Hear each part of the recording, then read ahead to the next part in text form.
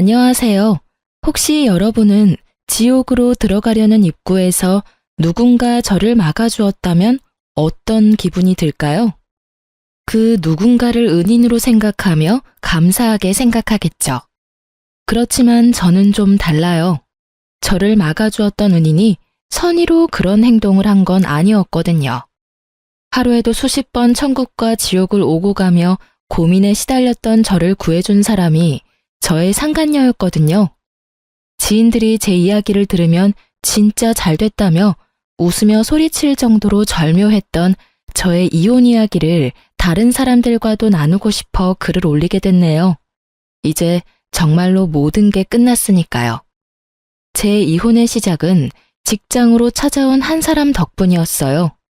일을 마치고 급히 나오는데 한 여자가 저를 찾아왔더군요. 저는 급히 저를 찾았다는 여성을 안으로 들였어요. 당신이 이영준 씨 와이프예요? 저보다 한참 나이가 어릴 것 같은 그 여자는 무례한 태도로 팔짱을 끼고는 저를 아래 위로 훑어보더군요. 예, 그 사람이 제 남편이긴 한데 무슨 일로 그러시죠? 사람 많은 데서 할 이야기는 아니지만 당신 남편이랑 빨리 헤어져요. 싫다는 남자 붙잡고 도대체 뭐 하는 거야? 그렇게 매달리면 마음이 다시 돌아가기라도 할 것 같아요. 아줌마 때문에 그 사람이 얼마나 곤란한지 아냐고요. 한눈에 봐도 젊고 예쁜 여자였어요. 개구쟁이 아들 둘과 그보다 더 말을 듣지 않는 남편을 돌보느라 늙어 빠지고 쓸모없어진 제 모습이 초라해질 만큼이요. 솔직하게 말해볼까요? 이렇게 예쁜 여자가 다 늙어 빠진 남편과 그렇고 그런 관계일 거라고는 상상조차 못할 만큼 늘씬하고 잘 꾸민 그런 여자였죠. 그리고 저런 말을 꺼낼 줄은 더욱 상상 못했고요. 정리 중이라 시끄러웠던 곳이 조용해졌어요. 목소리는 얼마나 큰지 직장 동료들이 다 들었거든요. 우리 남편이랑 뭐요? 저희 사귀는 사이예요. 무늬만 부부인 그쪽이랑은 완전 다르거든요. 뱃속에는 아이까지 있는데 깨끗하게 이혼해 줄 거죠? 여기까지 찾아온 이상 저도 맨입으로 이혼하라는 건 아니에요. 상간녀 소송 할 거면 해요. 그 사람이 다 갚아주기로 이미 약속했으니까. 그러니까 알아서 눈치껏 좀 빠져줘요, 아줌마. 그 이야기를 들으면서 저는 정말 천국과 지옥을 오갔어요. 동료들 앞에서 남편의 불륜이 탄로났다는 수치스러움과 지금 이 지옥 같은 상황에서 빠져나가게 해줄 거라는 안도감이 저를 가득 채웠거든요. 차분하게 생각해보니 도리어 제게 반가운 말이더군요. 그리고 지금 이 상황에 이런 말을 하는 상간녀는 아무것도 모르고 있구나라는 걸 파악했거든요. 그래요? 그렇게나 사랑하신다고요? 그럼 이혼해 드릴게요. 그 늙고 볼품없는 남자를 원한다면 드릴게요. 꼭 결혼해서 행복하게 사세요. 제 말에 상간녀는 생각보다 더 크게 당황한 표정이었어요. 그럴 수밖에요. 모진 소리 들을 거 각오하고 여길 찾지 않았겠어요? 그런데 선뜻 이혼해주겠다니 본인도 당황스러운 거겠죠. 저는 웃어줬어요. 이 수치스러움과 쪽팔림보다도 눈앞에 상간녀가 저 대신 지옥으로 걸어 들어가게 될 걸 예상하고 있었으니까요. 남편의 상간녀에 대해 처음으로 알게 된 건 5년 전이었어요. 시부가 무척 많이 아팠던 때였죠. 남편은 사업으로 바쁜 사람이었지만 부모 생각은 지극한 효자라 바쁜 자기 대신 제게 시부모를 잘 모셔달라 했었어요. 당시 남편은 사업으로 많이 바쁜 상태였고 어쩔 수 없이 제게 그 수발의 몫이 돌아왔어요. 주변 사람들이 보면 참 잘한다, 때로는 너무 힘들겠다는 말을 들을 정도로 저는 시부모 수발의 진심이었어요. 제가 착해서가 아니라 만약 제 수고로움이 힘들어 보이지 않으면 남편이 합가 이야기를 꺼낼까봐 두려웠거든요. 그래서 눈에 띄게 열심히 한 면이 있었죠. 처음에는 아픈 시부도 그런 시부를 간병하는 시모도 제 수발이 당연하다는 듯 여기더라고요. 일을 하며 아이까지 돌보는 제가 일을 마치고 시댁을 찾아 청소하고 빨래하고 밥 해놓고 반찬하고 솔직히 어마어마한 양의 일을 처리했다고 보면 돼요. 합가하면 더 편했을지도 모르겠다고 이야기하지만 합가했었어 봐요. 이런 일 말고도 신경 써야 할 일이 얼마나 많겠어요. 그래서 열심히 했어요. 시무는 매번 제게 거리낌 없이 요구사항을 말했어요. 집 청소가 어떻다, 반찬이 어떻다, 신경 좀 써라 등등. 선의로 하는 일에 감나라 배나라 하시곤 했거든요. 남편도 제 스트레스에 한몫하긴 했죠. 시댁 상태가 말이 아닌데다가 저에게 그 수발까지 요구했으면 자주 시댁에 와서 들여다보기라도 해야 하잖아요. 그렇지만 남편은 매번 바빴어요. 사업하느라 바쁘다는 걸 알고 있었지만 정말 주말 부부만큼 보지 못하는 날이 더 많았거든요. 그때쯤에는 아들들도 아빠를 찾지 않는 게 당연한 일이 됐을 정도였고요. 제게 생활비를 많이 주지는 않았지만 분명히 저금을 하며 착실히 모으고 있을 거라는 생각을 했어요. 뭐 다 착각이었지만요. 시부모를 모시고 병원을 다녀오는 길이었어요. 시부 상태가 나쁘다는 말에 급히 눈치 보며 연차까지 쓰고 나와 두 분을 모시고 갔다 오던 길이었거든요. 두 분 심기는 많이 불편했어요. 이거 봐라. 네가 같이 살고 있었으면 이런 일도 없었지 않니? 갑자기 아버지 쓰러지고 내가 할 수 있는 일이 없었어. 너희 진짜 합가할 생각 없는 거니? 네가 적극적으로 이야기하면 네 남편이 싫다고 할 리가 없지 않니?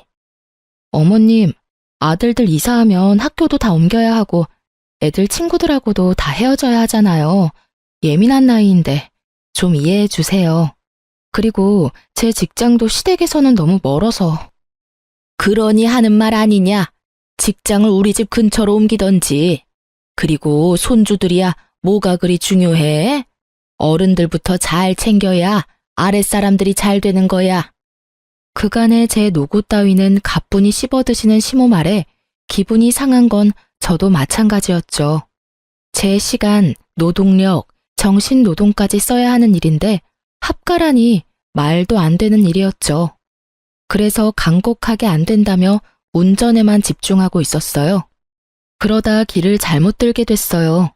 시모 말 때문에 화가 나서 빠져야 하는 길에 빠지지 못하고 직진하게 됐거든요. 또 한참 둘러가야 된다는 생각에 한숨을 쉬는데 옆 차선에 어디서 많이 보던 차가 한 대 있더군요. 남편 차였어요. 반가운 마음과 화가 나는 마음이 동시에 들었죠. 남편 때문에 다 이런 일이 일어난 게 아니냐 싶은 마음이 깊은 곳 한켠에 존재하고 있었거든요. 남편에게 급히 전화를 걸었어요. 어디야? 나? 지금 지방 내려와 있어. 오늘 좀 바빠서 일찍 못 들어가. 그렇게 말하고 끊더라고요. 제 눈앞에 뻔히 남편 차가 있는데 말이죠. 그 차에 다른 사람이 타고 다닐 일도 없었어요. 워낙 애지중지하던 차다 보니 다른 사람에게 맡기는 걸 본 적이 없었거든요. 저는 뒤에 시부모님이 있다는 걸 알면서도 남편의 차를 뒤쫓았어요. 왠지 모를 싸한 기분이 들었거든요. 그렇게 차가 도착한 곳은 모텔촌이었어요. 그리고 그곳에서 나오는 건 남편과 웬 여자였죠. 얘, 집에는 안 가고 여기는 왜 와? 시모 말도 무시하고 저는 차에서 튀어나가며 남편을 불렀어요. 여보. 제 말에 남편이 깜짝 놀란 듯 뒤돌아보더군요. 제 얼굴을 발견하고는 팔짱 끼고 있던 여자 손까지 놔버리고요. 여자는 놀랐는지 후다닥 도망가 버렸어요. 여보, 당신이 여길 어떻게... 내가 할 말이지. 당신이 왜 여기에 있어? 그것도 새파랗게 젊은 여자랑. 여태껏 바쁘다더니 바람 피고 있었던 거야? 너 지금 바람 피면서 나한테 시부모님 수발 들도록 만들었어? 여보, 그게 아니라 저 여자랑은 그냥 잠깐 쉬려고 온 거야. 떳떳하면 도망은 왜 가? 그리고 쉬려면 혼자 쉬지. 왜 당신이 그 여자랑 같이 들어가서 쉬어? 그것도 모텔에서. 당신이 어떻게 나한테 그래? 애들이며 시부모님이며 다 나한테 맡겨두고 다른 년이랑 바람이나? 네가 사람이니? 사람이야. 이딴 짓 해놓고 나한테 합가하자고. 왜? 나 시댁에 처박아두고 다른 년이랑 더 편하게 붙어 먹으려고? 둘이 큰 소리를 내고 있으니 시모가 나왔더군요. 이게 다 무슨 일이냐?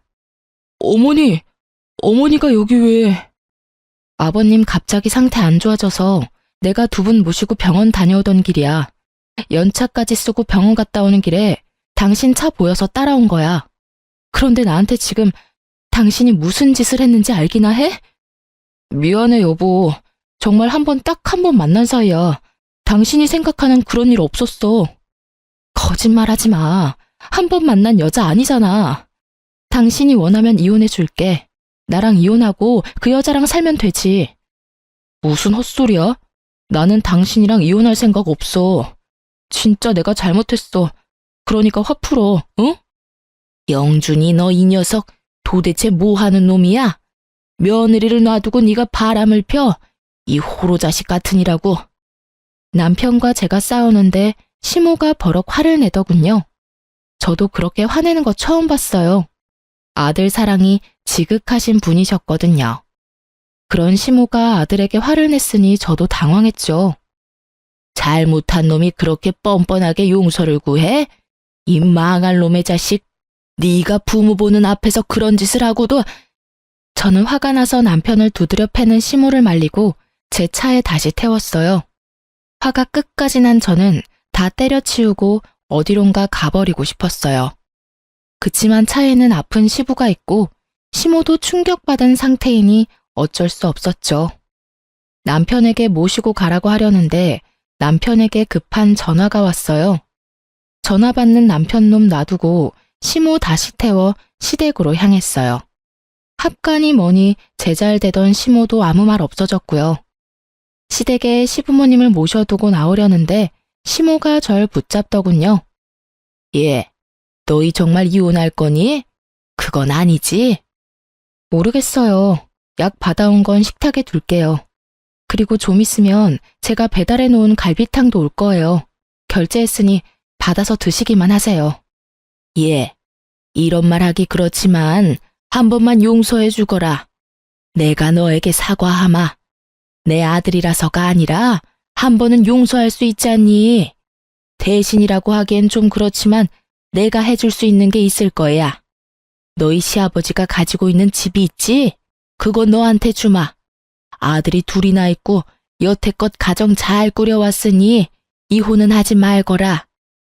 그렇게까지 하지 않으셔도 돼요. 그 사람 마음이 떠난 거면 제가 뭘 해도 원상복구는 안 될 거예요. 내가 아들 녀석 호되게 혼내주마. 그러니까 한 번만 용서해줘라. 그 녀석도 잘 알 거야. 그 여자랑 깊은 관계였으면 그 자리에서 더 당당하게 굴었겠지. 그런 것도 아니지 않니? 필시 그냥 잠깐 정신이 나갔던 걸 거야. 내가 크게 혼낼 테니 네가 한 번만 눈 딱 감아줘. 저는 아무 말 않고 시댁을 나왔고 그날 저녁 집에 돌아온 남편과 밖에서 크게 싸웠어요. 애들 앞에서 싸우는 꼴 보여주기 싫어서 남편 차 안에서 이야기했거든요. 그래서 어떻게 할 건데? 어떻게 하고 말 것도 없어. 나 진짜로 그냥 가볍게 만났고 진지한 사이도 아니었어. 가볍게 만나서 모텔이야? 그렇게 넘어가려고 하지 마. 나는 당신이 그런 짓 한 거 절대로 용서 못해. 지금 내 상황이 얼마나 힘든지 알고 있으면서 그딴 짓을 해? 집에 당신이 들어오지 않는 동안 나 혼자 집안일에 육아에 시부모 부양까지 다 했어. 당신 일하느라 바쁘다고. 그런데 당신 바람 폈잖아. 여태까지 그랬겠지. 나 일하는 동안 여자 만나고 시부모님 나한테 맡겨두고 몰래 데이트했겠지. 난 절대로 그냥은 못 넘어가. 미안하다고 했잖아. 제발 한 번만 용서해줘. 나도 당신이 얼마나 힘든지 알아. 이제부터는 나도 도울게. 그럼 됐지? 이번에도 나한테 시부모님 맡겨두고 너는 혼자 싱글라이프 즐기게? 그럴 리 없잖아. 진짜로 미안하다고 생각해. 그니까 이번만 좀 봐줘. 우리 애들 위해서라도. 곧 중학교, 초등학교 들어갈 애들 걱정도 안 돼? 돈 많이 들 때잖아. 한 번만 용서해줘. 나 진짜로 2번 다시 바람 안 피울게. 그 말을 믿는 건 아니었지만 애들 말은 맞았어요. 사춘기 청소년, 예민한 아이들이었고 아이들의 미래를 위해서도 아빠가 없는 건 아니라고 생각했거든요. 아이가 걸려있는 일에는 언제나 제가 약자가 될 수밖에 없는 현실이 싫었지만 어쩔 수 없이 이번 일은 없던 일로 하기로 결정했어요. 그 부분에 대해 각서까지 썼죠. 그 각서가 종이 쪼가리일 뿐이라는 것은 알았지만 그것도 없으면 정말 아무것도 해결이 안 된 것 같은 기분이었거든요. 나중에 시모에게 다시 결혼 생활을 이어가겠다고 말했는데 시부와 시모는 저를 데리고 가 시부가 가진 집 명의를 변경해줬어요. 그러고는 남편에게는 아무 말 하지 말라고 하시더군요. 몰래 가지고 있다가 힘들 때 써먹을 수도 있을 거고 혹시라도 시부모님 돌아가시고 나면 도움이 될 거라고 말이죠. 그렇게 제게는 남편 모르는 시부 명의의 집이 생겼고 남편은 그 뒤로 조용히 지내서 모든 게 제자리를 찾아가는 기분이었어요. 솔직히 시부 명의 집이 생겼다고 해서 제게 큰 변화가 있는 건 아니었어요. 다만 참고 사는 이유 중에 시부모님의 당부가 생겼다 뿐이죠. 그 뒤로도 저의 생활은 크게 변함이 없었어요. 가끔 남편 뒤를 캐는 것 말고는요. 그러던 어느 날 갑작스럽게 시모가 교통사고로 돌아가셨어요. 시부는 충격을 받았는지 상태가 악화되어 병원에 급히 입원하셨어요. 장례를 치르는 동안 남편은 골똘히 무언가를 생각하는 모양새였어요. 저에게 건성으로 대하는 모습을 보며 기분이 나빴지만 상황이 상황인지라 그냥 넘어갔죠. 부모님이 돌아가셨으니 정신이 없을 것 같기도 하다고 생각했거든요. 상을 다 치르고 시부도 어느 정도 안정이 되어 퇴원하고 집에 돌아왔는데 시부가 이상한 소리를 자꾸 하시는 거예요. 어머님 어디 갔냐고 묻고 비밀번호도 잊어버리고 하루는 밖에 나갔다가 집을 못 찾아온 일이 생겼죠. 그렇게 시부를 데리고 병원에 가니 치매 증상이라고 하시더군요. 시모를 잃고 급격한 충격으로 이전부터 보였던 경미했던 인지장애가 더 심해진 거 아닌가 하고 추측했어요. 남편이 집에 돌아오면 그 이야기를 하려고 생각하며 집에 돌아왔는데 집 우편함에 편지가 하나 와 있더라고요. 보니까 남편의 건강검진 결과였어요. 2, 3주 전에 검진을 했는데 그때 결과가 나온 거죠. 저는 아무 생각 없이 우편을 뜯었는데 남편의 간 수치가 좋지 않더군요. 엄청 나쁜 수치는 아니었지만 재검을 하라는 의사소견이 있더군요. 당신 간 수치가 좋지 않아서 재검하라는데? 그 정도 수치는 괜찮아. 어머니 상 치르느라 몸이 좀 피곤했나 봐. 좀 쉬면 괜찮아지겠지. 그래도 혹시 모르니 정밀검사 받아봐. 나 오늘 병원 갔다 왔어. 아버님 모시고. 아버님 치매라고 하셨어. 이런 상황에 당신 몸까지 아프면 내가 못 버티니까 꼭 재검 받아. 알았지? 제 당부에 남편이 깜짝 놀라더군요. 시부가 치매라는 사실에 놀란 듯 보였죠. 하긴 얼마 전에는 시모상, 이번에는 시부의 치매 소식까지. 제 걱정이 이해가 되기는 했는지 남편이 이참에 검사 받겠다고 하더군요. 그 주 주말에 남편이 정밀검사를 받으러 갔다 왔는데 한눈에 봐도 얼굴이 영 안 좋았어요. 뭐가 이상이 있는가 보다 싶었죠. 그런데 그 뒤에 남편이 저한테 병원을 같이 가자고 하더군요. 그렇게 남편과 병원을 방문했다가 남편이 간암 2기라는 사실을 알게 됐어요. 의사는 이식이 필요할 수 있다고 말했고 저는 멍해졌어요. 의사의 말을 듣고 있는데 아무것도 귀에 안 들어오더라고요. 점점 멀어지는 목소리에 계속 그 생각만 들었어요. 이제 어쩌나 하는. 아픈 시부는 치매에 걸렸으니 내가 돌볼 수 없다 치더라도 아직 대학까지 갈 길이 먼 우리 두 아들과 남편의 암수발까지 어찌드나 하는 생각만 들었죠. 여보, 나 당신한테 잘한 거 아무것도 없는 거 알아. 그치만 우리 아들들 생각해서라도 간이식 좀 해줘. 아직 이식해야 한다고 확정난 건 아니잖아. 치료 잘 받아.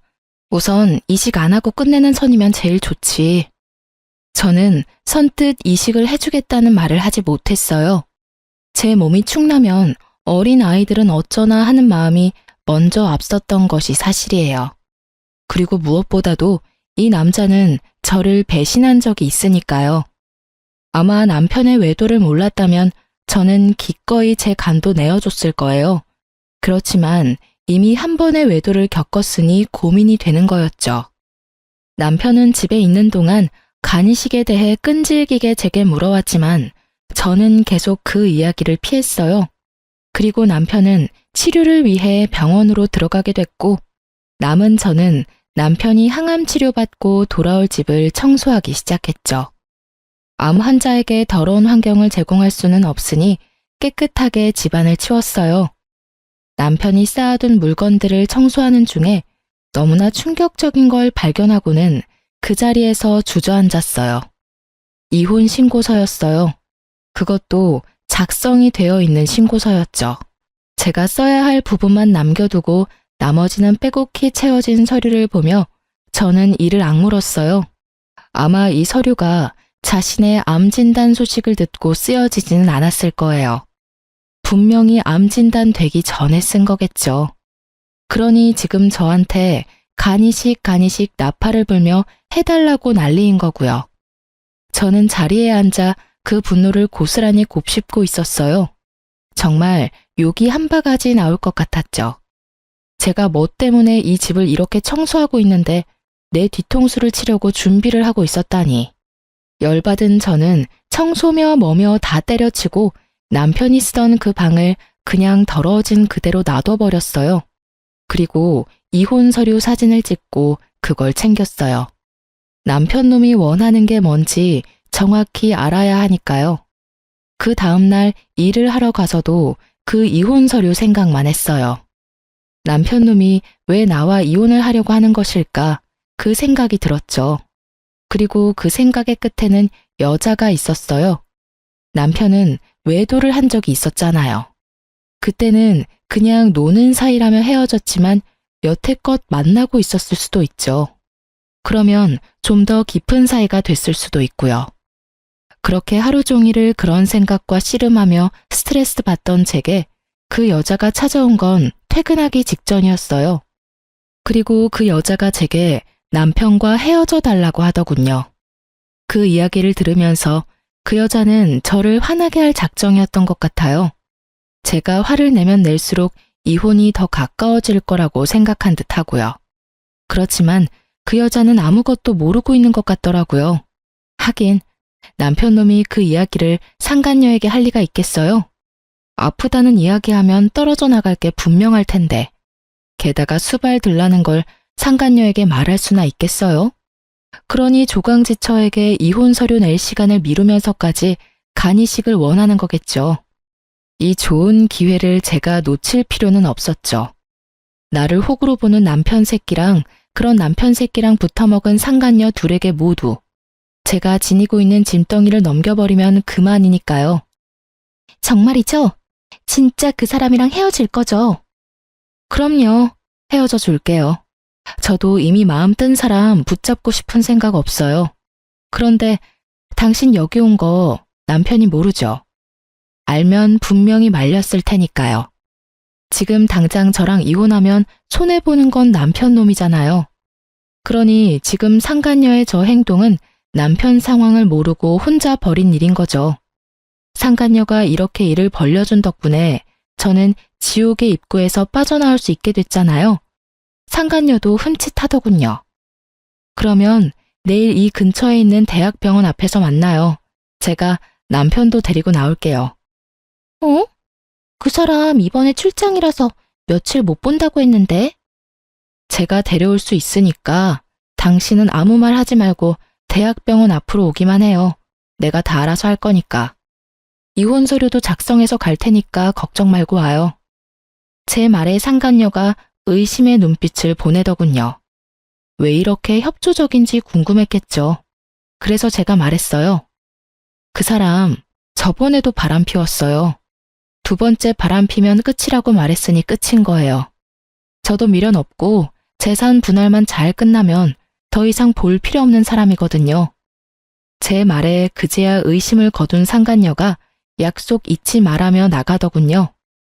직장 사람들 중 퇴근하지 못하고 남아있던 몇 명의 사람들이 제게 다가와 괜찮냐며 묻더라고요. 정말 이 순간에는 너무 부끄러웠어요. 상간녀가 회사로 찾아올 정도니. 솔직히 상간녀에게 남편을 넘기는 건 열받지 않았으나 저를 이런 비참한 꼴로 만든 건 정말 열받았어요. 게다가 남편이 앞에서는 나뿐이라며 동정심사게 말하고는 상간녀에게는 아프다는 이야기조차 하지 않고 저를 이용하려고 했다는 생각에 배신감이 무척 들었죠. 사랑하는 상간녀에게는 고생도 시키지 않는가 보다 하는 생각이 들었거든요. 그러니까 저도 남편 새끼 계획대로 해줄 필요 없잖아요. 그날은 남편이 퇴원하는 날이었어요. 항암을 하고 내려오는 남편을 데리고 대학병원 앞에 있는 카페로 가서 앉았어요. 남편은 첫 번째 항암제가 크게 나쁘지 않았는지 저번보다는 좀 더 건강한 모습이었어요. 여보, 여기는 왜 왔어? 커피 마시고 싶으면 테이크아웃해서 가면 되지. 왜 굳이 들어와서 마셔? 아, 오늘 여기서 만날 사람 있거든. 걱정하지 마. 곧 올 거야. 그 사람하고 약속한 게 있어서 꼭 전해줘야 하거든. 그럼 난 차에 가 있으면 안 돼? 안 돼. 당신도 옆에 꼭 있어야 해. 당신 건강도 걱정되고. 옆에 있어도 불편하지는 않을 거야. 당신도 아는 사람이거든.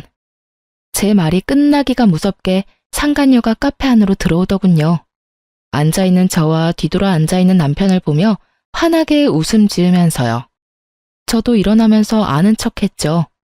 남편이 뒤를 돌아보는데 그 모습에 정말 웃음이 날 뻔했어요. 귀신이라도 본 듯한 표정이었으니까요. 약속 지켰네요. 이혼하기로 이야기 다 된 거 맞죠? 자기는 출장 간다더니 벌써 끝난 거야? 그럼 나한테 와야지. 와이프한테 잡혀서는. 당당하게 임신을 요구하는 상간녀 앞에 제가 이혼 신고 서류를 내놨어요. 남편이 제가 쓸 곳만 비워둔 신고서를 채워서 말이죠. 그걸 본 남편의 눈동자가 동그랗게 떠지더니 저와 서류를 왔다 갔다 보기 바쁘더군요. 이혼해줘. 어제 당신 애인이 내 직장까지 찾아와서 이혼하라며 난리더라고. 열받아서 이혼 안 해주려고 했는데 내가 청소하다가 당신이 써놓은 이 서류를 발견했거든? 이혼이 하고 싶었으면 미리 이야기했으면 됐잖아. 왜 질질 끌어서 사람을 힘들게 해? 내가 알아봤는데 당신 저 상간녀랑 오래 만났더라? 애까지 있다는데 알고는 있어? 하긴 아니까 이혼 서류를 써놨겠지. 내가 빈칸 채워왔으니까 이혼해줘. 자기야, 빨리 인감도장 찍어. 그러면 이혼 확정이야. 이제 우리 눈치 보면서 만나지 않아도 되고 우리 아이도 아빠 가지고 태어날 수 있겠지. 뭐해? 도장 안 찍고. 남편 새끼는 땀을 삐질삐질 흘리며 서류만 쳐다보고 있더군요. 하긴 저한테 요구해야 할 일이 얼마나 많은데 이혼이 하고 싶겠어요? 그리고 제 몸이 아픈 걸 알면 상간녀가 자기랑 결혼하고 싶겠냐고요. 그래, 도장 찍어. 상간녀가 도장 찍으라잖아. 알지? 도장 찍고 나면 다 끝나. 재산 분할하고 아이들 친권, 양육권 나한테 주면 돼. 그 이상 당신하고 나 사이에는 아무것도 없는 거지. 이혼은 안 돼. 너 여기 왜 왔어? 아니, 와이프 직장까지 쳐들어가서 무슨 짓 한 거야? 자기, 지금 나한테 화낸 거야? 아니, 겉보다 이혼을 왜 안 하는 거야? 저번에 하겠다고 철석같이 약속해놓고 왜? 너 혹시 와이프 못 떠나겠다 뭐 이런 거야? 나 임신까지 시켜놓고. 그런 거 아니야. 애는 책임질게. 그치만 이혼은 지금 하면 안 된다고. 당신 이해를 좀 해. 내 상황이 지금... 여튼 안 돼. 이혼은 절대 안 돼. 이혼은 절대 안 된다는 말에 상간녀가 남편 새끼 뺨을 철썩 때리더군요. 어휴, 어찌나 통쾌하던지. 와이프 버리고 사랑할 정도였던 여자 손에 맞으니 기분이 남달랐겠죠. 상간녀는 기분이 나쁜지 남편 놈에게 따지더라고요. 왜 안 된다는 건데? 속 시원하게 말 좀 해봐. 나 배신하는 거면 나도 자기랑 나랑 불륜한 거 다 까발릴 거야, 자기 회사에. 그 말에 남편이 입을 꾹 닫고 있자 상간녀가 열받아서 저를 보며 뭐라고 하더군요. 자기, 혹시 와이프한테 약점 잡혔어? 뭐 잘못한 거 있어? 아줌마가 말해봐요. 도대체 뭔 짓을 했길래 이 남자가 이혼을 안 하겠다는 거예요? 분명히 며칠 전까지 저한테 꼭 이혼하겠다고 한 사람이거든요? 그러게요. 이 이혼 서류 먼저 쓴 사람이 남편이거든요. 저는 빈자리 메운 거밖에 없었어요.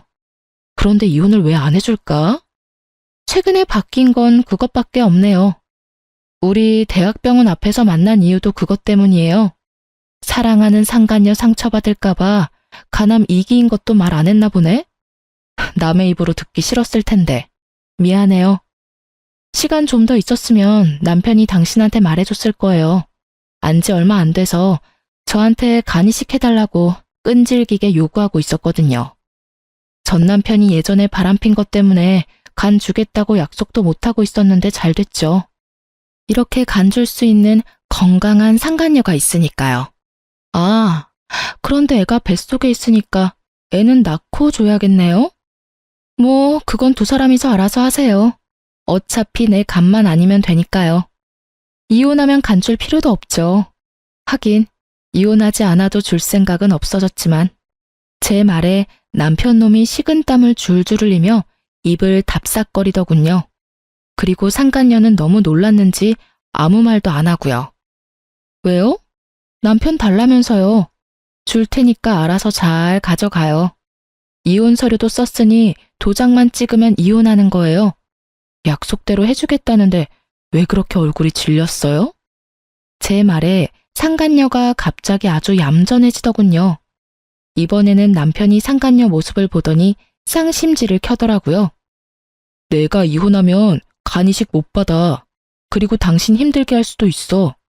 그래도 당신 나 사랑하니까 간 줄 수 있지? 뱃속의 애를 생각해. 내가 살아야 애도 멀쩡한 가정에서 살 거 아냐? 그건 생각 좀 해봐야지. 자기는 내가 애까지 임신했는데 이식까지 해야겠어? 어차피 임산부, 출산한 지 얼마 안 된 사람들은 이식 같은 거 못하잖아. 그러니까 이식은 다른 사람한테 부탁해. 야, 지금 일 다 망쳐놓은 게 누군데? 네가 혼자 이런 헛짓거리만 안 했어도 내가 와이프한테 간 받고 나서 이혼하면 됐잖아. 그리고 또 뭐야? 나 사랑한다며. 간 하나 못 주면서 사랑? 그 이야기를 듣는데 정말 열이 또 받더라고요. 마음을 최대한 차분히 하려고 했는데 제가 생각했던 대로 남편이 생각하고 있었으니 정말 배신감에 치가 떨리더군요. 정말로 간을 받고 이혼하려고 생각했다니 상간녀가 제 은인으로 보일 수밖에 없었죠. 그러는 자기야말로 내가 간으로 보여? 왜 내가 자기한테 간을 줘야 하는데? 막말로 우리는 남이잖아. 그리고 그런 일이 있으면 제일 먼저 나한테 상의를 했었어야지. 자기가 이혼하겠다고 해놓고 계속 질질 끄니까 내가 나선 거잖아. 다 따지고 보면 자기가 잘못한 거면서 왜 나한테 난리야? 지금 다 내 탓으로 돌린다 이거지? 야, 지금 네가 누구 덕에 그만큼 누리고 사는데 그리고 사랑한다며 너 그만큼도 안 되는 여자였냐? 빈말로도 준다고 말 못하는 거냐고. 그러니까 아무 관련 없는 내가 왜 간을 주냐고. 옆에 있는 아줌마한테 간 받으면 되겠네. 네가 다 망쳐놨잖아. 내가 좀만 기다리라고 했지. 하여튼 멍청한 것도 병이지. 둘이서 열심히 서로를 상처주고 까내리며 싸우는 모습을 보니 너무 재밌었어요. 그렇게 사랑에 맞지 않던 두 사람이 간 하나 때문에 이렇게 무너질 줄이야. 견고하게 싸운 것처럼 보여도 사랑이 아니었나 봐요. 끊임없이 서로를 헐뜯으며 까내리는 두 사람을 보며 저는 지극히 평온하게 커피를 마시며 지켜보고 있었어요. 두 연놈들이 지쳐 나가 떨어질 때까지 말이죠. 두 사람은 더 이상의 싸움이 의미 없다 느껴졌는지 금세 씩씩거리며 조용해지더군요. 그때 남편에게 이혼 서류를 내밀었어요. 도장 찍어. 이혼해 줄게. 도장 없어. 여보, 나 진짜로 이혼 안 할 거야. 나 지금 이혼하면 죽는 거 알잖아. 인감이라면 내가 가져왔어. 그러니까 찍어. 그리고 이혼은 당신이 하겠다 말겠다 정하는 거 아니야. 당신은 이미 유책 배우자고 나는 당신 불륜을 이유로 이혼 소송 충분히 가능해. 증거는 차고 넘치잖아. 상간녀 뱃속의 아기가 불륜의 결실인데. 그리고 지금 이혼한다고 당신이 죽을 일은 없어. 지극정성으로 와이프 수발 받으며 치료 잘 받고 물 좋고 공기 좋은 곳에서 살면 분명히 치료 잘 될 거고. 뭔 걱정이야? 이혼하고 당신 와이프 해주겠다는 여자도 있는데.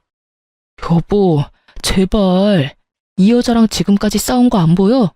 나 당신이랑 헤어질 수 없어. 아들들은 어쩌고, 우리 아들.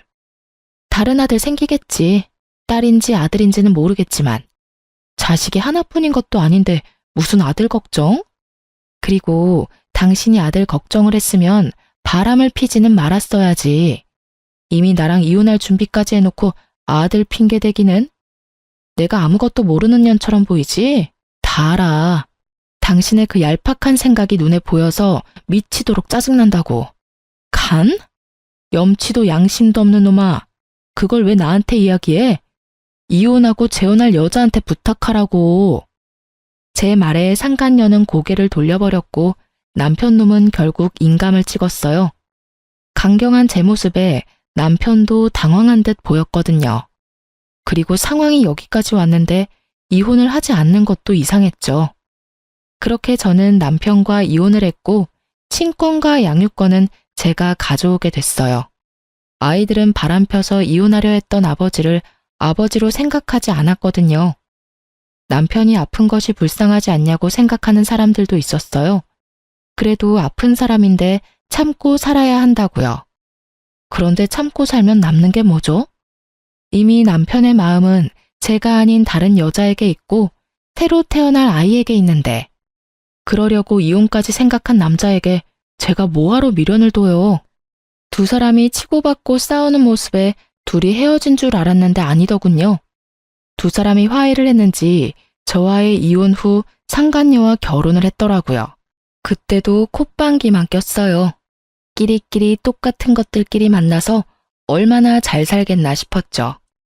서로를 상처 주는 말은 결국 가슴에 고스란히 남아있거든요. 그렇게 상처 주고 상처받은 사람들이었으니 온전히 살 수 있을 리가 없다고 생각했어요. 그리고 전 남편의 결혼 소식이 들리고 몇 달 뒤에 전 남편이 제게 울며 전화가 왔더군요. 처음에는 받지 않으려고 했는데 아이들 일일지도 몰라서 받았죠. 여보, 나 좀 도와줘. 이혼한 마당에 내가 해줄 수 있는 일은 없는 것 같은데. 제발, 나 너무 힘들어. 지금 입원해 있는데 보호자가 없으니 일 처리가 제대로 되지가 않아. 보호자가 왜 없어? 당신 마누라 있잖아. 마누라 찾아야지 왜 엄한 나를 찾아? 그 망할 여자는 여기 없어. 그 여자도 지금 당장 찾으러 가야 하는데 코빼기도 안 보여. 그년이 내 집 팔고는 돈 들고 날랐어. 그게 무슨 소리야? 우리 재산 분할할 때 아버지 명의 아파트가 당신 명의로 넘어간 거 보고는 집에 돈 될 만한 물건 없다고 생각했나 봐. 하긴 없긴 했지. 아버지 사시는 엄마 명의 건물은 대출이 걸려 있으니 돈이 안 될 것 같으니까 우리 집을 판 모양이야. 게다가 내가 공동 명의로 해줬거든. 참 대단한 사랑이다 싶었어요. 그렇게 속내 다 내놓으면서 싸워놓고 공동명의라니. 그렇게 싸워놓고 공동명의? 당신도 대단하네. 그 여자가 나한테 간 준다고 했단 말이야. 나도 그냥 준 거 아니었어. 그것 때문에 준 거였는데. 내가 몸 상태가 너무 안 좋아져서 얼마 전에 입원했는데 그동안 내가 죽을 거라고 생각했는지 필요한 거 싹 다 챙겨서 도망갔더라고. 그리고 나 몰래 나 죽으면 보험금 얼마 나오는지도 물어봤다더라. 진짜 징그러운 여자야. 내가 그런 여자한테 정신이 팔렸다니 정말 당신 보기 민망하고 미안해서. 나한테 미안해할 필요 없어. 당신이랑 나 이제 아무 사이도 아닌데 뭐. 그래서 신세한탄 하려고 나한테 전화한 거야? 그건 아니고 나 죽으면 보험금 그 여자가 다 가져갈 건데 당신 그거라도 챙겨야 하잖아. 그러니까 다시 재결합하자 우리. 나도 그런 여자한테 속아서 당한 거고 당신도 한 번만 눈 감아주면 되잖아. 다 끝난 마당에 보험금은 무슨 보험금인가 싶었죠. 그러니까 당신이 나한테 간이식 좀 해줄 수 없을까? 나 그 여자 때문에 스트레스를 너무 많이 받아서 그런지 몸 상태가 너무 안 좋아져서 간이식까지 해야 한다고 하거든. 정말로 사람 하나 살리는 셈치고 나한테 이식 좀 해줘. 나 앞으로 당신 말이라면 죽는 신용이라도 할 테니까. 게다가 우리 애들 생각해서라도. 혼자서 지랄을 하네. 우리 애들 생각하는 거면 더더욱 당신이랑 재결합은 아니지. 애들이 우리 이혼하면서 얼마나 상처받았는지 모르지? 벌써 중학교, 고등학교 들어간 애들이 자기 아빠 불륜인 거 몰랐을까봐? 다 알고 있어. 내가 말하기도 전에 벌써 다 알고 있더라. 인간아, 어떻게 살았으면 자식들한테 바람난 아버지 부끄럽다는 이야기를 들어? 당신이 한 짓이 그런 짓이야. 그러니까 나한테도 애들한테도 절대로 연락하지 마. 알았어? 여보, 나 진짜로 당신 없으면 죽을지도 몰라. 나 혼자서 어떻게 투병 생활을 해. 치료받는 동안 보호자만이라도 되어주면. 진짜 징글징글하다, 당신. 나한테 간 줄 거냐고 악착같이 묻고 다녔을 때 이미 나랑 이혼하려고 생각했던 거 알아. 당신 그런 사람이야. 자기 몸 생각해서 싫은 여자랑도 같이 살 수 있고 아쉬운 소리도 할 수 있고 끔뻑 죽는 신용도 할 수 있는 사람. 나는 여전히 열받아 있는데 뭐가 어쩌고 저째? 재결합. 혼자서 북치고 장구치고 앉았네. 난 절대로 재결합 안 해. 당신 수발 들라고? 내가 왜? 내가 왜 그래야 하는데? 그러고 나서 나중에 또 딴 년이랑 붙어먹게? 그 꼴 못 봐 나는. 그러니까 암 투병 생활 같이 해줄 수 있는 사람 찾아. 그건 한 번뿐이었고. 그 한 번 때문에 나는 당신에 대한 신뢰를 다 잃었어. 그러니까 나한테 당신이 죽는다 산다 그런 말 하지 마. 의사가 처음에 그랬지? 치료 잘 받으면 살 수 있을 거라고. 당신이 여기서 매달려야 하는 사람은 내가 아니라 의사라고. 저는 그렇게 말하고 전화를 끊어버렸어요. 불쌍하다며 남편을 옹호하는 사람도 있겠죠. 하지만 저는 잊지 못했어요. 자기 목숨 경각에 달렸을 때 그 여자랑 관계는 유지하면서 저한테 간을 달라고 하고 저한테 암수발을 시키려고 했던 남편을요. 그런 사람인 거예요. 제가 마음이 약해져서 또 받아준다면 또 그런 일이 일어나지 않으리라는 보장이 있나요? 그렇다고 제 동정심이 두 사람의 관계를 회복시켜줄 수 있나요? 아니에요. 절대 그럴 일 없어요. 이미 저에게서 마음이 뜬 사람이에요. 저를 여자로 보지 않는 남자죠. 그런 남자가 제가 간 줬다고 제 옆에 남아있을 리가 없죠. 몸이 좋아지면 또 다른 여자 찾아 떠날 놈이거든요. 그렇게 전화를 끊고 그 뒤로 남편 놈의 이야기는 간간히 듣기는 했어요. 몸이 안 좋아서 하던 일 다 그만두고 백수로 지내면서 조용히 살고 있다고 하더군요.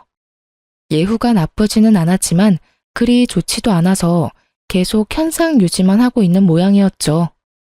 도망간 상간녀는 제게 줘야 할 위자료를 토해내고는 도망 다니다 결국 남편 놈에게 잡혔다고 하더군요. 정확하게 말하면 남편이 고용한 사람들에게요. 남편이 상간녀를 애가타게 쫓아다닌 이유는 자기 보험금 때문이었대요. 웃기죠? 상간녀는 눈앞에 돈 때문에 집 팔고 도망가면서 일부러 이혼은 해주지 않았대요. 죽으면 보험금이나 재산이 자기한테 넘어올 거라고 생각했나 보더라고요. 또 그걸 두고 볼 수 없던 남편이 악착같이 상간녀를 쫓아다녔으니 결국 두 사람의 재혼은 이혼으로 끝을 맺었어요. 그럴 거 뭐하러 그렇게 둘이 붙어먹으면서 사랑 노름이나 했는지. 지금 생각해보면 저와 이혼하려고 결심한 주제에 자기 몸 생각해서 몇 년 더 데리고 있으려고 했던 전 남편의 그 오만함에 웃음이 다 나와요.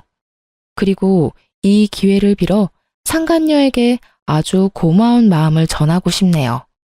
지옥문까지 걸어갈 뻔했던 거 구해줘서 고맙다고요. 그리고 나 대신 지옥길 걸어가줘서 고맙다는 말도요. 그때 기억 떠올려서 쓰다 보니 길어졌네요. 한 번 배신한 사람에게 두 번은 너무 쉬운 일이에요. 그러니까 배신당했다면 뒤돌아보지 마세요. 저처럼 지옥문 앞까지 갔다 돌아올 수도 있거든요. 제 사연 들어주셔서 감사합니다.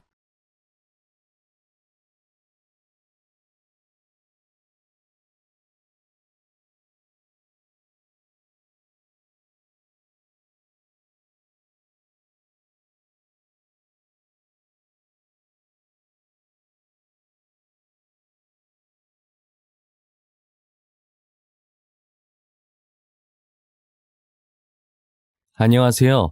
저는 대기업에 다니고 있는 평범한 직장인 여자입니다. 제가 가끔 출근 준비를 하면서 여기 있는 사연들을 종종 듣곤 합니다. 여기에 올라오는 이야기들을 들을 때마다 드라마 내용이 아니라 진짜 저런 일들이 실제로 일어난다고 하면서 놀라곤 했었는데 그런 일이 저한테도 일어나고 말았어요. 제게 일어날 리 없을 것 같던 일이 일어나니 처음엔 어디 말하기도 부끄럽고 혹여나 이 일로 저를 불쌍히 여길까봐 겁이 많이 났었는데 지금은 아무렇지도 않고 그냥 웃겨요. 이미 제 주변 사람들은 알고 있는 내용이지만 여러분들께도 드라마 보는 것이라 치고 한 번쯤은 들려드리고 싶어서 이렇게 사연을 적게 되었어요. 저는 제가 세상에서 가장 사랑하는 사람과 가장 증오하는 사람한테 배신을 당한 사람이에요. 여러분들도 어쩌다 제가 이 둘한테 배신을 당했나 싶으시겠지만 아마 제 얘기를 들어보시면 배신을 당한 게 아니라 쓰레기 청소 한번 시끄럽게 했네라는 생각이 드실 거예요. 저한테는 부모님만큼이나 사랑하고 소중한 남편이 있었어요. 저희의 첫 만남은 번화가에 자리한 분위기 좋은 카페였어요. 저는 한때 이력서며 자기소개서며 한창 취업 준비하느라 바쁠 때가 있었는데요. 늘 부모님의 잔소리를 피해서 카페로 도피해 시원한 커피를 한 잔 시킨 후 제일 구석진 자리에서 노트북을 켜고 머리를 잡아뜯으며 열심히 무언가를 작성하고 있었어요. 작성한다기보다는 적었다 지웠다 그 두 가지만 반복하고 있었죠. 그렇게 저는 시간이 가는 줄도 모르고 카페에서 자기소개서를 작성하고 있다가 커피잔을 들었는데 언제 다 마셨는지 커피가 없더라고요. 다시 사러 가기 귀찮아서 계속 앉아있다가 커피 없다는 걸 까먹고 헛손질을 몇 번이나 했던 것 같아요. 헛손질을 4번째 정도 했을 때쯤 다시 무의식적으로 커피를 들려고 하니 누군가 제 컵을 낚아채고선 새로운 커피를 제 손에 잡아주시더라고요. 빈잔을 지금 몇 번이나 잡는 거예요. 자꾸 빈잔 들지 말고 이거 드세요. 컵 보니까 아이스 드신 것 같아서 똑같이 아이스로 샀어요. 좋아하는 커피인지는 모르겠지만. 아, 감사합니다. 카운터까지 가기가 귀찮아가지고 새로 안 샀는데 무의식적으로 손이 잡나 봐요. 계좌 알려주시면 제가 커피값 보내드릴게요. 됐어요. 커피값은 무슨. 저 심부름한 거 아니거든요. 취업 준비하시나 봐요? 아, 자기소개서 작성하고 계시길래. 이런 질문 실례인가? 실례 아니에요. 커피도 사주셨는데요, 뭘. 대기업으로 취업 준비 중인데 좀 힘드네요. 아무리 머리를 잡아 뜯어도 글이 잘 써지지가 않아요. 혹시 도움이 될지는 모르겠는데 한 번만 봐도 될까요? 제가 왕년에 자기소개서 정말 잘 적었거든요. 친구들도 저한테 부탁하고 그랬었어요. 저는 남편의 도움으로 자기소개서를 작성할 수 있었고 거기에 커피까지 얻어 마셔서 계속 신세만 지고 있는 것 같아 제가 남편에게 저녁을 사주기로 했어요. 이런저런 얘기를 나누다 보니 취미도 비슷하고 통하는 것도 많더라고요. 어쩌다 번호 교환까지 하게 됐고 남편이 도와준 자기소개서로 합격하게 되면 연락 주겠다고 했어요. 그런데 정말 그 자기소개서로 제가 그토록 가고 싶어 했던 대기업에 합격을 한 거예요. 합격 통지를 받자마자 남편한테 전화해서 기쁜 마음을 함께 나눴죠. 그렇게 첫 만남 후 다시 만난 건 제 월급날이었어요. 첫 월급을 받고 제일 먼저 남편에게 감사하다고 비싼 밥을 대접하고 싶었거든요. 다시 만난 남편은 처음 봤을 때보다 더 잘생겨졌고 옷도 엄청 차려입고 왔더라고요. 카페에서 봤을 땐 간단하게 후드티랑 청바지를 입고 있었는데 이번엔 세미 정장을 입고 나왔어요.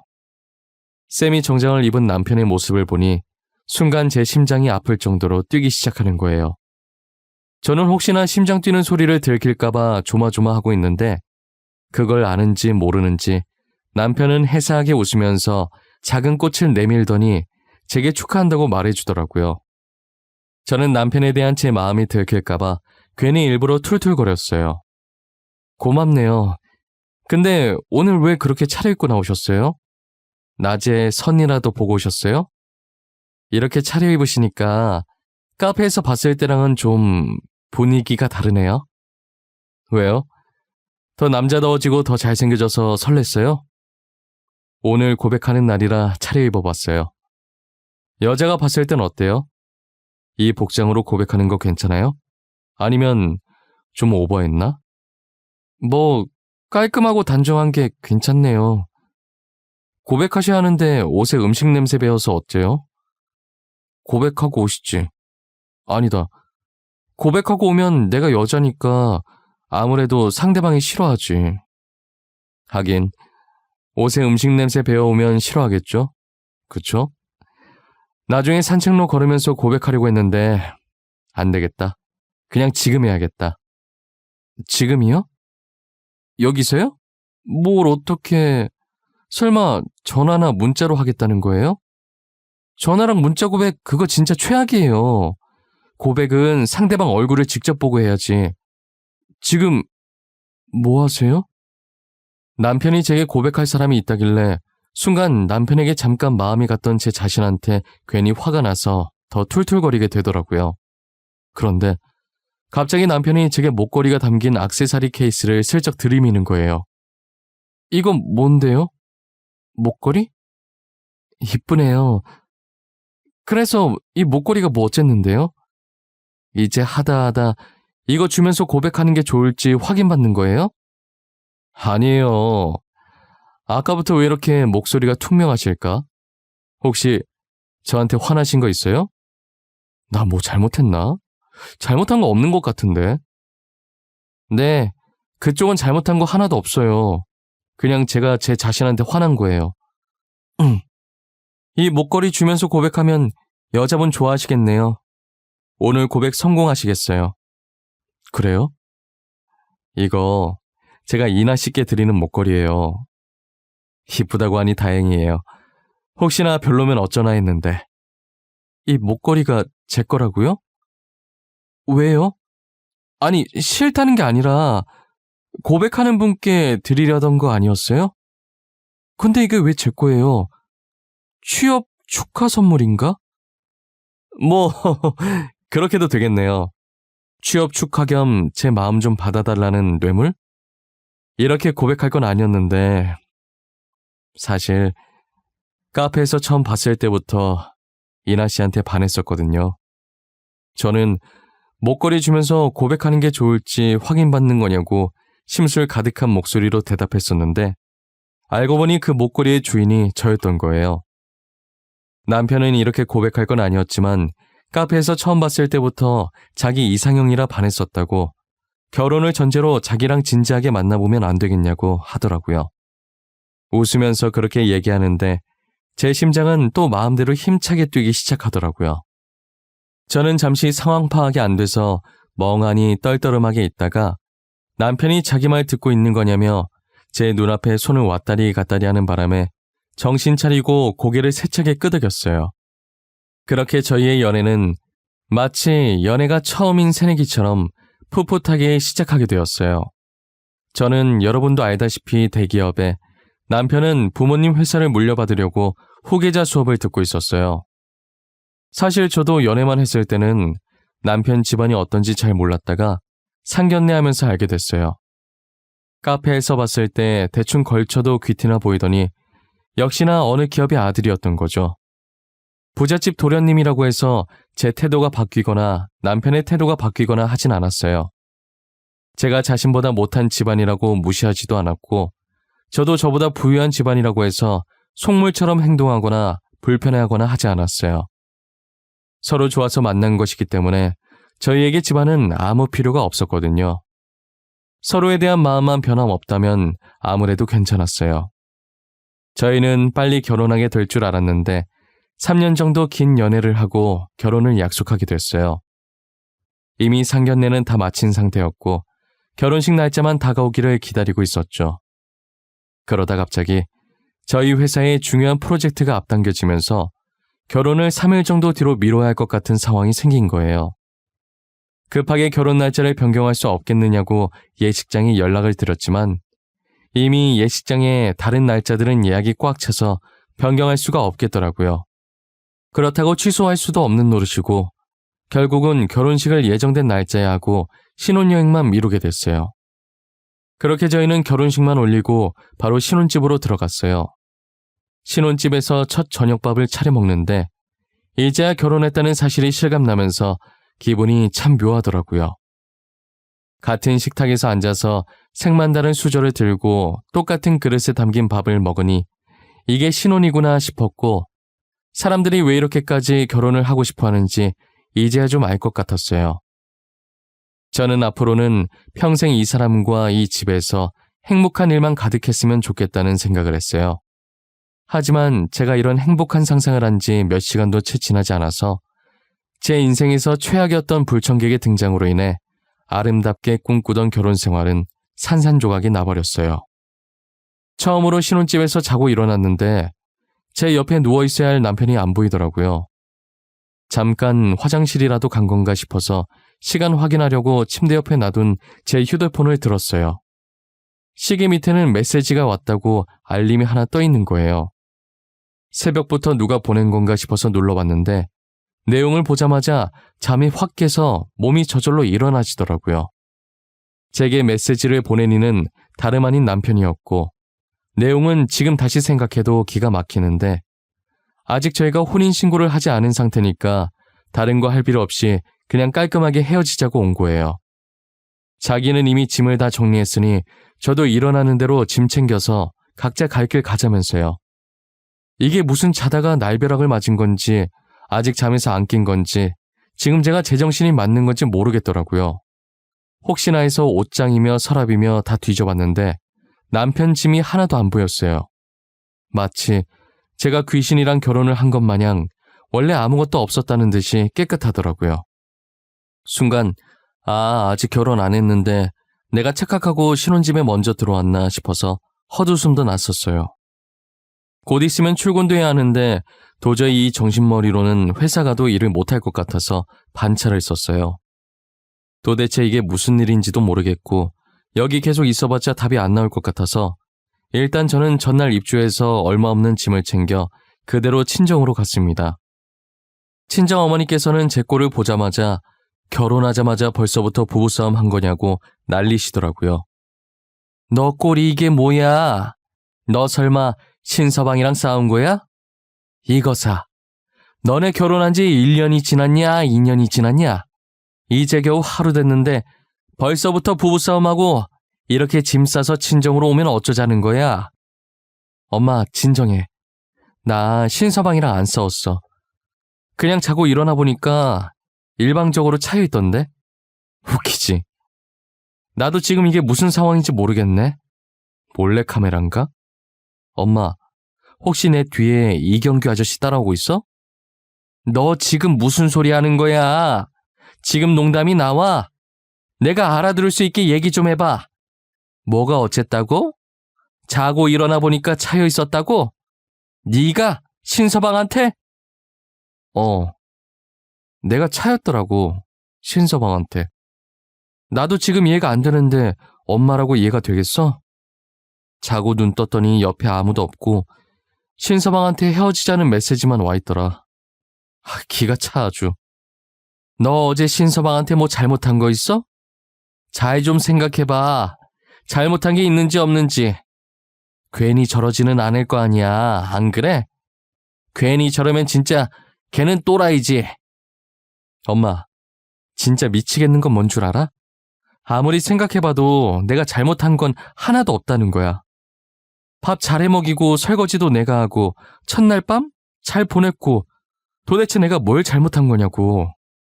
제가 아무리 말을 해도 저희 친부모님은 제 말을 이해하지 못하시더라고요.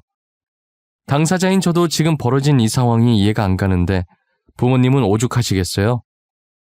부모님의 답답한 그 심정 100번이고 1000번이고 이해가 돼요. 하지만 저도 제 머리를 잡아 뜯으면서까지 생각을 해봐도 도무지 이별의 원인을 찾지 못했어요. 어제 저녁부터 오늘 새벽까지 있었던 일을 부모님께 말씀드렸지만 가만히 듣고 계시던 부모님께서도 갑작스러운 이별의 원인을 찾지 못하셨어요. 헤어질 땐 헤어지더라도 도대체 저희가 왜 헤어져야 하는지 이유라도 알고 싶어서 남편에게 전화를 해봤는데 일부러 제 전화를 피하는 건지는 몰라도 한 번을 안 받는 거예요. 진짜 이 정도 전화를 걸었으면 한 번 정도는 받을 만도 한데 계속 안 받으니 미치겠더라고요. 결국 저는 답답한 마음에 숨어버린 남편을 직접 찾아보려고 남편네 회사로 나서게 됐죠. 부사장님네 사모님 아니세요?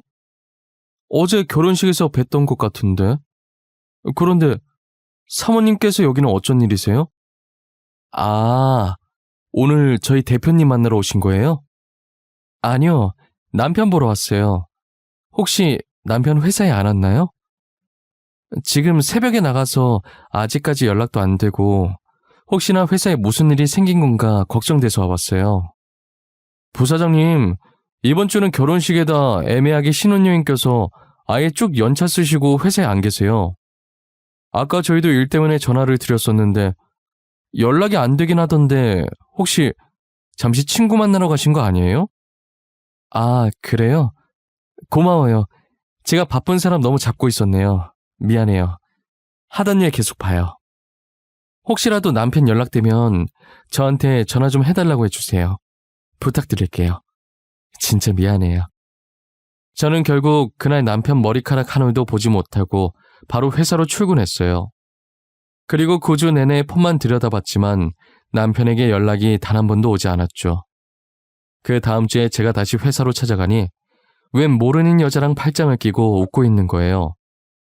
사람을 일주일간 피말리게 해놓고 자기는 실실 웃고 있는 모습을 보니 피가 거꾸로 솟는 기분이더라고요. 저는 지금 누가 보던지 말던지 신경 쓸 상황이 아니라서 그대로 남편에게 직진해서 소리쳤어요. 지금 나랑 뭐 하자는 거야? 너는 나한테 달랑 문자 하나 보내놓으면 끝이야? 야, 설명을 해보라고. 지금 이게 무슨 상황인지 당장 설명하라고. 이나야, 내가 다 설명할게.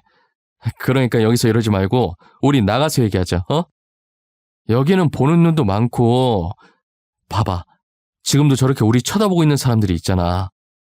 지금 네 행동이 쪽팔린 줄은 아나 보지? 나 절대 안 나가. 내가 왜 나가? 그냥 여기서 말해. 내가 지금 네 체면까지 생각할 상황이야? 회사 다 엎어버리기 전에 말해! 알겠어. 말할게. 사실 내가 2달 전에 아주 잠깐 권태기가 와서 만난 여자거든.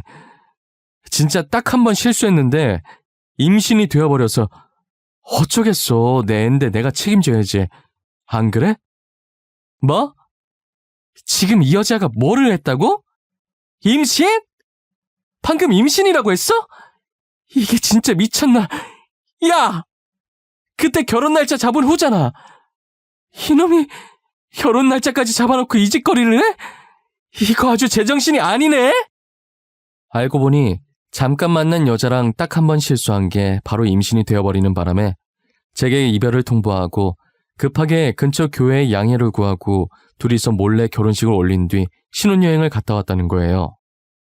누구는 일주일간 피 말렸는데 누구는 결혼식에 신혼여행까지 야무지게 갔다 오고 이게 드라마도 아니고 실제로 일어날 수 있는 일이냔 말이에요. 가만히 듣고 있자니 현실은 제가 무엇을 상상하든 제 상상보다 그 이상이더라고요. 정말 기가 차서 웃음도 안 나오고 화도 안 나오고 아마 당해본 사람만 제 기분을 느낄 수 있을 거예요. 어떤 여자인지 낯짝이나 보자고 남편 옆에 서 있는 여자 보면 어디선가 본 적이 있는 사람 같더라고요. 가까이 가서 얼굴을 자세히 보는데 분명 본 적은 있는 것 같은데 도무지 기억이 안 나는 거예요. 그러다 상간녀가 남편에게 가자면서 웃는데 목소리 듣자마자 누군지 딱 알겠더라고요. 어이, 잠깐. 내가 전현 어딘가 많이 낯익다 했는데 너 정미숙 아니냐? 아, 맞다. 이름 촌스럽다고 바꿨었지 참. 정미진 맞지? 땡땡 고등학교 정미진 맞잖아. 오랜만이네, 유인아. 이렇게 만날 줄은 꿈에도 몰랐는데 어떻게 여기서 다 만나니? 너는 변한 게 하나도 없구나. 몇 년 만에 만나도 여전해. 그 성질머리는. 나 누군지 알았으면서 한 거야? 너도 여전하네, 뻔뻔한 거는. 너 근데 진짜 소문대로 다 뜯어 고쳤네? 순간 누군지 못 알아볼 뻔했잖아. 고칠 거면 돈 좀 더 주고 잘 고치지. 조만간 코에 실리콘 빠지겠어. 지금 내 걱정할 때가 아닌 것 같은데? 너 이제 남편한테 버림받은 거 소문 다 났겠다. 쪽팔려서 고개를 어떻게 들고 다니니? 나 같으면 쥐구멍이라도 찾아서 들어가겠어. 남의 남자 뺏은 너도 고개 잘 들고 다니는데 나라고 못 들고 다닐 이유 없지 않아? 내가 무슨 죄를 지었다고 고개를 숙이고 다녀? 지은 죄도 없는데 더 당당하게 다녀야지. 그래, 역시 유인아답네. 자존심 없으면 시체인 너다운 대답이야. 멋있다, 야. 그럼 고개 들고 잘 다녀봐. 그게 얼마나 갈 수 있을지 모르겠지만 말이야. 정미숙, 지금 다들 너한테 사모님 하면서 웃어주니까 네가 진짜 사모님이라도 된 것 같지? 뒤에선 다 임자 있는 남자 꼬신 첩이라고 말해, 첩. 알아? 너는 다른 사람들한테 그저 첩일 뿐이야. 첩이라는 제 말에 욱한 건지 아니면 촌스러운 예전 이름을 불러서 욱한 건지 상간녀는 제게 다가와서 뺨을 치는 거예요. 평소에 피부가 약해서 조금이라도 까슬까슬한데 긁히면 바로 상처가 나는 타입이었는데 입술이 살짝 터지고 상간녀의 손톱에 살짝 스쳐서 볼에 긁힌 상처가 생겼더라고요. 저는 상간녀를 보며 방금 네가 한 짓 후회하게 만들어주겠다고 말하고 남편 회사에서 빠져나왔어요. 남편 회사에서 나오자마자 곧장 병원으로 달려가 진단서를 받았어요. 그리고 상간녀 소송을 하기 위해 필요한 증거들을 모으기 시작했죠. 일단 남편 회사에서 저희의 영상을 찍고 있던 사람들 중에 저와 안면이 있는 직원이 있었어요. 그 직원에게 연락해서 익명은 보장해 줄 테니 낮에 찍었던 영상을 달라고 해서 받아냈어요. 저희가 결혼을 했었다는 내용과 결혼 후 제게 무작정 이별을 통보한 것, 바람핀 것, 그리고 상간녀가 제 뺨을 친 것까지 모조리 다 들어있더라고요. 이것을 나중에 소송할 때 증거 영상으로 쓰기 위해서 따로 저장해놨어요. 사실 그 상간녀는 제 고등학교 동창이었고 저랑 친한 사이는 아니었어요. 학창 시절에도 친구들의 남자친구를 뺏고 다니기로 유명했던 애였어요. 심지어 제 남자친구도 몇 번이나 그 애한테 빼앗긴 전적이 있었고요. 저는 그때 이후로 상간녀를 극도로 증오하고 있었죠. 학창 시절에도 그렇고 지금도 그런 것 같고 상간녀는 유독 저한테 열등감을 느꼈었어요. 예쁜 이름도 부러웠고 행복해 보이는 부모님도 부러웠고 하물며 만나는 남자마다 다정했으니 지금 생각해보면 제게 이름과 부모님을 뺏을 수는 없어서 남자를 뺏어왔던 것 같아요. 그런데 이번에 남편까지 뺏고 있으니 이대로 가만히 있을 수가 없겠더라고요. 저는 이 일을 동창들에게 말했는데 동창들도 그동안 골치 아팠던 일이 있었던 거예요.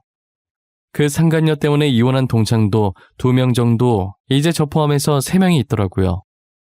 이것도 우연의 일치였는지는 모르겠는데 이혼한 친구들이 저랑 절친한 사이였어요. 남편 외도 알아차렸을 때 어떻게 했냐고 물어보니까 이미 이혼하고 나서 상간녀가 있었다는 사실을 알아차려서 아무것도 할 수 없었다고 하더라고요. 그러다 한 친구가 다짜고짜 저한테 제 SNS 계정이 공개인지 비공개인지 물어보더라고요. 알고 보니 상간녀가 저희 SNS 계정을 타고 들어가서 남편들한테 접근을 했던 거예요. 다른 친구들 계정을 통해 계속 이 계정 저 계정 타고 들어가는 방법으로요. 제가 비공개하는 방법을 몰라서 만들어 놓은 상태 그대로 쓰고 있다고 했더니 아마도 같은 방법으로 남편한테 접근했을 가능성이 크다고 하더라고요. 저는 친구들에게 혹시 뒤늦게 상간녀였던 거 알게 된 증거 있냐고 물었더니 아마 가지고 있을 거라고 하면서 휴대폰을 뒤져보는데 다행히 증거들이 있더라고요. 지금 상간녀 소송 준비 중이라고 어쩌면 필요할 수도 있을 것 같아서 일단 증거 사진들을 달라고 부탁했어요. 친구들은 흔쾌히 제게 증거 사진들을 넘겨주었죠. 저는 친구들에게 받은 증거들을 남편한테 보냈어요. 보내고 얼마 지나지 않아서 전화가 오더라고요. 지금 나한테 뭘 보내는 거야? 이 사진들이 도대체 뭐 어쨌는데 나한테 협박하는 거야?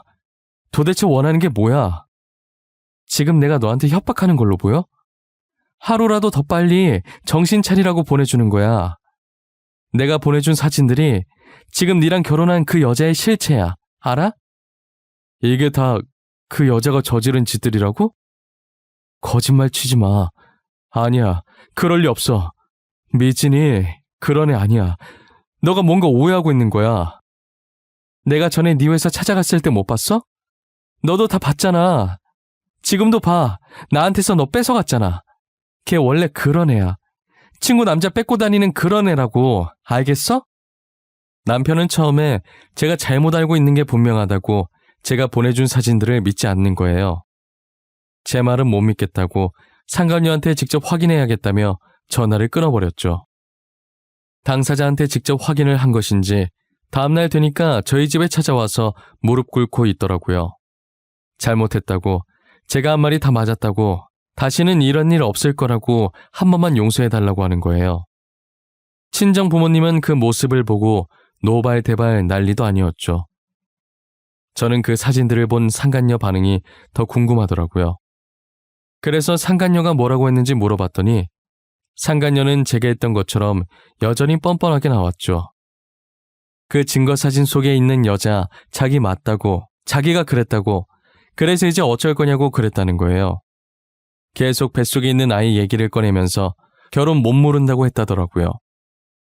남편은 이제 뱃속에 있는 아이가 자기 아이가 맞는지도 의심스럽다는 거예요. 저 같아도 저러고 다니는데 의심 안 할 수가 없었죠. 상간녀는 애초에 제 남편에게 사랑이란 감정은 없었고 오직 돈만 보고 접근한 거예요. 이제 와서 용서해달라고 울고 있는 남편이 너무 한심해 보였고 앞으로는 제 눈앞에 나타나는 일이 없었으면 좋겠다는 생각이 들었어요. 제가 용서 받아줄 마음 없다고 돌아가라고 했지만 남편은 일어날 생각을 하지 않았죠. 결국은 저희 어머니께서 소금을 뿌리시고 난리치는 통에 쫓겨나다시피 나갔어요. 저는 남편과 상간녀를 고소했고 위약금도 받아냈어요. 그리고 상간녀를 폭행죄로도 고소해서 얼마 전에 재판이 끝났는데 초범이기도 하고 상처가 그렇게 깊지 않아서 벌금으로 끝났더라고요. 감옥에 못 보낸 게 한이라며 그 자리에서 몇 대 더 맞을 걸 그랬다 싶었어요. 나중에 동창들한테 우연히 그 둘 소식을 듣게 됐는데 상간녀는 지금 아무것도 안 하고 전 남편 등에 빨대 꽂고 살고 있다고 하더라고요. 그리고 뱃속에 있던 아기도 과연 누구의 아이일지 저희끼리도 되게 말이 많았었는데 낳고 보니 그 많은 남자들 중에 하필 또 전 남편의 아이가 맞았던 거예요. 결국 전 남편은 이혼도 못하고 상간녀와 계속 살고 있다는 소식을 들었어요. 상간녀 때문에 골치 아픈 건 전 남편뿐만이 아닌 것 같더라고요. 시댁 식구들도 만만치 않게 골머리를 썩이고 있는 것 같았어요. 아무것도 안 하는 상간녀가 시댁 식구들보다 돈을 더 많이 쓰고 다니고 있거든요. 상간녀의 사치는 아무도 말릴 수 없었고 사람이 뻔뻔하기도 그렇게 뻔뻔할 수가 없으니 아무래도 상간녀가 제 발로 이혼한다고 하기 전까진 시댁은 계속 지옥일 거예요. 저는 엄청나게 쌓인 청소를 드디어 끝마치고 청소하며 흘린 땀을 싹 씻은 기분이에요. 10년 묵은 채증이 내려갈 때도 아마 이보다 상쾌할 순 없을 거예요. 처음 헤어지자는 통보를 받았을 땐 참 어처구니 없고 이런 일이 내게도 벌어지는구나 했었는데 이렇게 지금 글 적으면서 다시 생각해보니 좀 웃기기도 하네요. 앞으로 저를 소개할 때 돌싱이라고 말하기도 민망한 결혼기간이에요. 저처럼 결혼한 지 고작 몇 시간 만에 이혼당한 사람이 또 있을까요? 벌써 제가 전 남편과 이혼을 한 지 몇 년이라는 시간이 흘렀네요. 그 사이 저는 전 남편보다 훨씬 좋은 남자를 만나 결혼을 했어요. 제 인생에 결혼이 다시 오려나 했는데 결국은 이렇게 다시 오더라고요. 그리고 지금 남편을 만나면서 오히려 더 승승장구하는 기분이에요. 남편과 결혼 후 바로 중요한 프로젝트가 있었는데 성공리에 잘 끝나서 승진도 했거든요. 이틀 전에는 제 뱃속에서 꿈틀거리고 있는 귀여운 생명체도 발견하게 됐답니다. 그래서 어제부터 남편이 저보고 편히 쉬라면서 혼자서 집안일을 다 하고 있어요. 제 남편이 모두가 알아주는 팔불출 남편이거든요. 저는 정말 더도 말고 덜도 말고 이대로만 계속 간다면 정말 더 이상 소원이 없을 것 같아요. 지난 과거들은 모조리 잊어버리고 앞으로 지금의 남편과 아이와 함께 행복할 생각만 하려고요. 여러분들도 제 사연처럼 어이없게 이혼 혹은 파혼당하신 분들이 계시다면 댓글로 남겨주세요. 어디에 내놓기도 부끄러운 이야기들을 저희끼리만 몰래 여기에 적어놓고 훌훌 털어버리자고요. 결혼이 인생의 전부도 아니고 그렇다고 이혼했다고 인생이 끝나는 것은 아니니 결혼에 실패했다고 주눅들지 마시고 저처럼 당당하게 살아갈 수 있길 바래요. 이혼을 하든 파혼을 하든 그것은 제2의 인생이 시작된 거라고 그렇게 긍정적으로 생각하며 살아보자고요. 인생의 주인공은 자기 자신이니 남들 눈치 보지 말고 본인이 하고 싶은 대로 하고 사셨으면 좋겠어요. 세상에 반은 남자고 여자인데 제 짝 하나가 없을까요? 기다리다 보면 저처럼 언젠간 좋은 짝들이 오게 될 거예요. 지금까지 저의 긴 이야기를 들어주셔서 감사합니다. 여러분들에게도 늘 행복한 기운만 가득하시길 바랄게요.